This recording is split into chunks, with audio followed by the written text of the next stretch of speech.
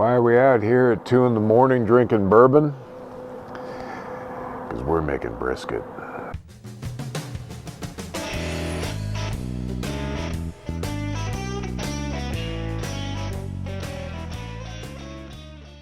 Well, hey everybody, welcome back to the KGB, and welcome to brisket, the holy grail of backyard barbecue. Now, why do I say that? Well, because I honestly believe if you can get brisket right, then there's very little in barbecue that's going to be able to defeat you.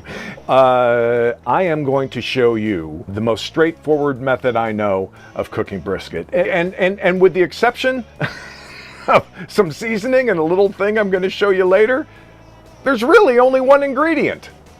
This. That's a 20-pounder. 21.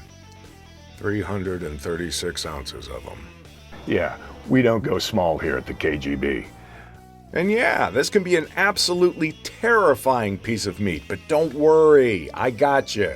We're going to trim this brisket in a way that's going to give us the best chance of success. Now, my weapon of choice is a really sharp 6.5-inch boning knife, and I'm going to start this adventure with 3 big cuts. One along each side and one across the front. And as you can see, this is going to clean this up and let us see exactly where and how the muscles meet. Why is that important? Let's take a look at a picture of a cow. We don't need a picture of a cow here, but you know what? I learned how to animate this last night, so look at that. We got a cow. Yeah, if you haven't figured it out already, there's no crew here. It's just me and a camera filming myself cook. Anyway, a whole brisket comes from the chest of the cow. Now that makes it a harder working muscle and it makes it tougher. And then, to make things even trickier, as you can see, it's 2 different muscles together. You have the flat, which is the leaner of the 2, and the point, which is the more fatty. And that's right, I said fatty and not marbled. Now come on, man, we're not afraid of the word fat here at the KGB. One more cut along the other side, one across the front, and we are good to go. Now I'm just going to take the edge off this one corner. I'll explain why in a little bit. Now, do not freak out over the amount we are about to cut off this brisket. Trust me, stay the course. This will all pay off in the cook. Now, we turn the brisket over and we find the fat cap that covers the point and part of the flat. Now, the way I do this is I remove that fat cap from the point, but leave it on the flat. Okay, why one and not the other? Well, the fact is, there is plenty of fat in that point. It's going to be just fine during the cook. The flat, however, is leaner, and it's going to need that extra protection. Now, you'll also notice the way I'm making my cuts is I am streamlining this brisket. I am shaping it, rounding it in a way that the heat and the smoke will flow evenly over the brisket and not catch any edges or anything else that are just going to burn off. Like this thing. This thing is just going to ruin your cook, so off it goes. And hey, you don't need to go crazy here. You can just make smaller cuts until you get down to where you need to get, which is right there. That's where we want to get to. Now look, are you going to lose meat during this trim? Yes. Should you be concerned? No. It is a small sacrifice to make for a much better brisket. Now what the heck is that line?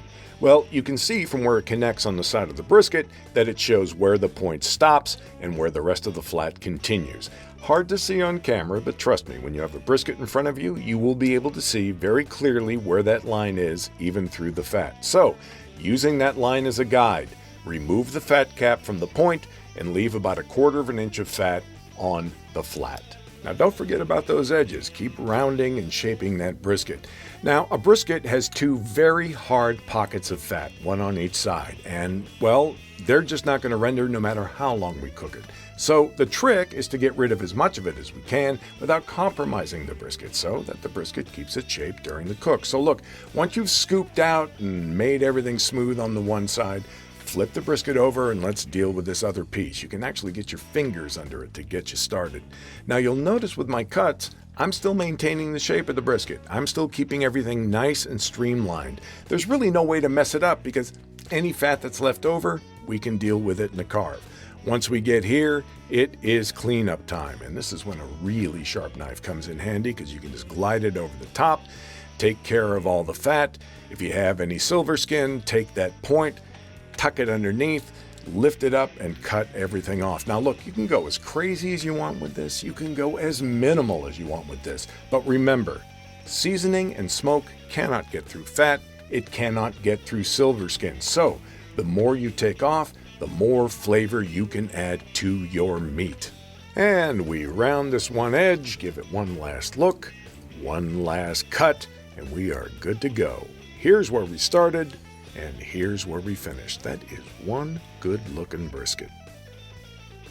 All right, there we go. The hardest part out of the way. Now, I like to get that done earlier in the day so that, I don't feel like I'm rushing and I can trim it up the way I want. And then about an hour and a half before I want to put it on, it's time to season.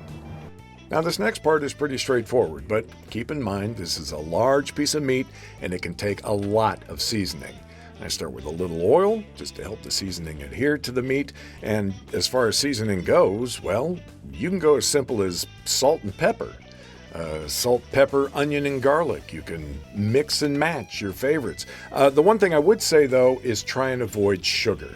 Now that's just a personal preference of mine, but I like my beef beefy and not sweet. Myself, I use Montreal steak spice, and I combine it with a seasoning that, well, unfortunately they don't make anymore. It's called Black Ops, and when I run out of that, I don't know what I'm going to do. Once the brisket has a nice even coating, I let it sit at room temperature for an hour to an hour and a half. Well, now the brisket is well seasoned, as am I. And we're going to be cooking this brisket on my very well used Yoder YS 1500 pellet smoker. And it looks well used because, well, I use it. And with a tougher cut of meat like this, we are going to go with the tried and true method of low and slow. Which means for a brisket about this size, you're looking at 10 to 12 hours, which means, of course, pace. And just so our brisket keeps a nice steady pace, we are going to set the Yoder at 225 degrees. And I'm going to shoot to have the brisket on there at 1:30, 2 in the morning. And I do it at that hour because the next time I check on that brisket is going to coincide directly with the dog getting me up in the morning to go outside. Oh, look at that big, beautiful hunk of meat. Now we're going to put that on fat side down, point facing the firebox, toast the gods of oak, hickory, and cherry wood, and then settle in for a good night's sleep. Holy crap, morning comes early. All right, let's see where we are. There we go. Quick little spritz. And by the way, I'm not at all concerned about the temp of the brisket right now. I'm going off just the look of it. I want to build up some bark on the outside, and I want to get it to a color that I like. Once we do that, then we wrap. Now I've done enough of these to know I want at least 8 hours of smoke on this, and that will get me to the perfect bark and color like this right here. Now my favorite way to finish a brisket is to wrap it in butcher paper and beef tallow, my secret ingredient. Adds a little moisture, adds a little flavor. Now why butcher paper and not tin foil? Well, a brisket wrapped in tin foil is going to have a tendency to steam, which means we are going to lose all that bark we spent all those hours trying to build up. Butcher paper is going to absorb the grease. That is going to protect the brisket, allow it to breathe, which means we get to keep the bark. It will also let smoke in, so we can still add a little more flavor to the brisket. So, wrap your brisket up nice and tight, find the fattest area of the brisket, take your temperature probe, set it in, and then we are back on the smoker. Now, one of the nice little extras that came with my Yoder was a built-in fireboard temperature monitor. So all I have to do is plug in that probe. It'll tell me the temperature of the brisket, it'll tell me the temperature of the smoker, and then it's just a matter of waiting until the brisket is done. So if you don't have one, I cannot recommend them enough.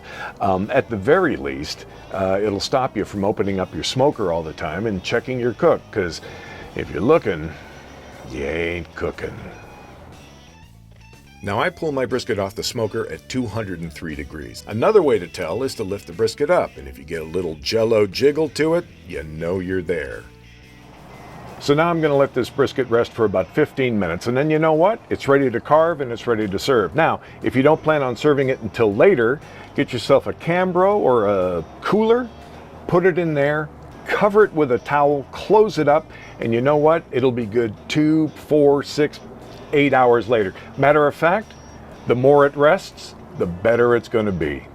And when it's time to eat, it's time to carve. Now, I like to keep everything in a tray, so after I unwrap the brisket, after I carve it, after I put the slices back, then all the meat, all the juices are together and we don't lose anything. And oh my God, look at that brisket.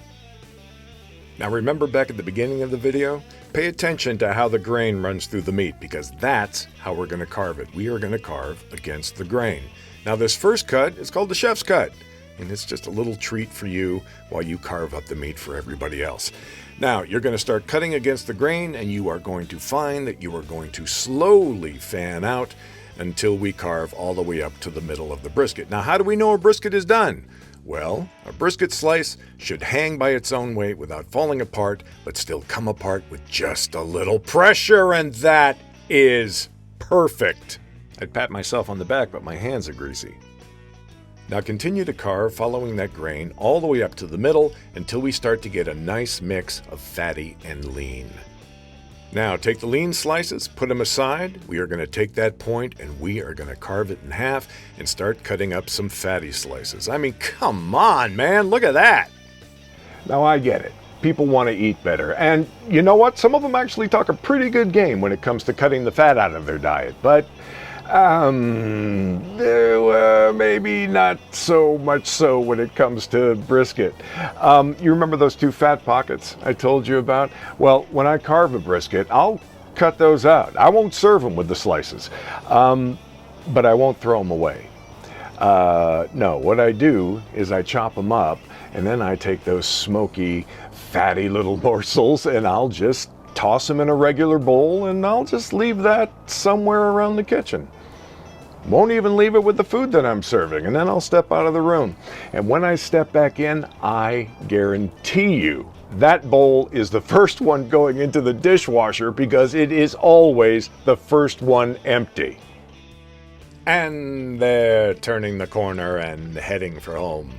All right, once you finish carving all your fatty slices, it's time to start scooping everything up, putting it back into the tray. Make sure all that meat mixes back in with the juices, and then serve it immediately. Try not to let this sit too long, and then feast like the carnivores you are. Well, there we go, folks. Brisket is officially on the menu. And by the way, this is just where we start. I mean, from here we go to brisket burn ends and pastrami and corned beef and all that stuff. But listen, for now, if you liked what you saw, if it helped you in any way, I would love it if you would like and subscribe. I think it'd be fun to build a little community here. But really, more than anything, I want you to try the brisket. And if you do, tell me how it goes. Send me a picture. Or you know what? Come on in to happy hour and tell us all about it. Hell, you can come in anytime. We're open 24 hours.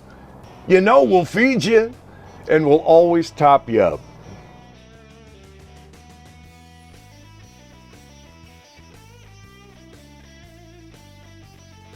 See you at the next happy hour.